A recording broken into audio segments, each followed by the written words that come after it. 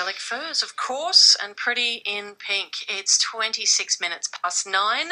We'll be talking about pink a bit later on, but there's been an age separation here already in ABC studio. Tanya Hall is with me. She's from Australian Foodie. She's here to talk markets. Hello, Tanya. Good morning, Kat.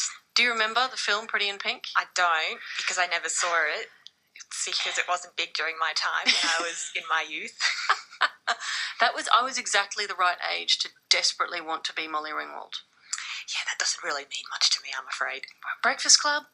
No. Nothing? Better Off Dead? No, I'm sorry. Not helping you out at all, No, that's okay. What was the big teenage film when you were a little one? A lot of Batman movies came out when I was growing up. There was Men in Black that came out when I was in high school. Yeah. Is this revealing my age a bit too much? A little. But it was in Is that seen as a modern movie? Didn't that come out yesterday? Wasn't there like any coming of age kind of high school? Nothing. That's very sad, Tanya. I know. I'm revealing way too much about myself here, aren't I? It's all about aliens and superheroes, really. Yeah. I find that sad. Now, if you have a community event, please give me a call. All you need to do any time of the week, if you've got an event and you're listening with your usual passion to the ABC and you're listening to Tanya and she doesn't give your event, or you don't think she will when she comes on next week, all you need to do is call 33775343. That's 33775343 any time of the day or night, and leave a message about your community event, as long as it's a fate, a market, a zombie apocalypse survival sort of class. That would be an awesome event to go to. If anybody wants to organise one of those, I'll come and cover it for you. Have you picked your team for the zombie apocalypse, Tanya? The red one. The red team always seems to win. They seem to go quite well. My husband that's what he's constantly doing when he's walking through crowds. He's figuring out who would be on his team for the zombie apocalypse. Really? Mm-hmm. That says a lot about him. He's a weird dude. Let's now stop talking about our personal lives and talk about what's happening. It's another huge weekend across Brisbane, and when we start talking about today, the Festival of Chariots, Tanya Hall. Yes, so the Festival of Chariots is on in Brisbane City today, and this is everyone's chance to join in with other Festival of Chariots events taking place all over the world, including London, New York, Paris and Mumbai. And this is an event that originated in India over 2,000 years ago. So people will gather at Queen's Park at 10 a.m. today to join a unique street parade involving pulling a hand-drawn chariot throughout the city streets amidst a musical fanfare. And the parade ends at a colourful cultural fiesta in King George Square at 10:30 this morning, with live music, drama, yoga, fashion boutiques, kids' craft activities, henna art, and delicious free vegetarian food and sweets. So this is quite a unique event to get down to today. Festival of Chariots. And this is happening here, but it's happening in other places around the world. Yes, it's all over the world. Wow, that's exciting. If you are a bookworm, where would you head this weekend? Well, the Lifeline Book Fest is on all long weekend. Doors open from 8 a.m. to 7 p.m. with free entry to the largest second-hand book sale in the world. So it's all happening in Brisbane today. And this is at the Brisbane Convention and Exhibition Centre in South Brisbane. There's a $2.50 section, a $1 section, and some children's books are 2 for $1. So great place to grab a bargain this weekend. It's an amazing thing. I covered it for Spencer Howson's program a couple of years ago, and people wait at the doors before it opens, and they descend. It's like with the Christmas shopping at the big department stores. They just descend en masse, and they usually have already picked out which section they're heading for. Oh, pre-planning, I like that. They do keep bringing out new books throughout the day as well, so it's worth actually just camping out. Yes. Just cancel everything in your calendar this weekend. Too many books. Not enough. Now, up the coast a bit to Caloundra. The Caloundra Arts and Crafts Fair is on today and tomorrow, and this is an eclectic section of handicrafts including pottery, woodwork, paintings, handmade lace, embroidery and jewellery. There's also a cake stall, and if you don't have enough books in your life, there's a second-hand bookstall up here as well, and that's on from 9 a.m. until 4 p.m. at North Street in Caloundra.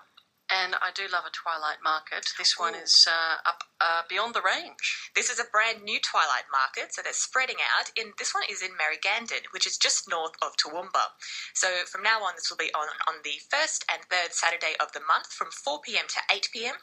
It will be at the Uniting Church Hall at Main Street in Marigandon, and there will be organic products, handcrafted items, beauty products, hot food and drinks, and massages. So it'll be a great family night out. Sounds lovely. All right. Now, if you've not had enough of community events on Saturday and you want to head out on Sunday, what's going on? The Government House Open Day is on tomorrow, and that's at Fernberg Road in Paddington. So there's free entry to guided tours of the heritage-listed Government House and the formal gardens as well.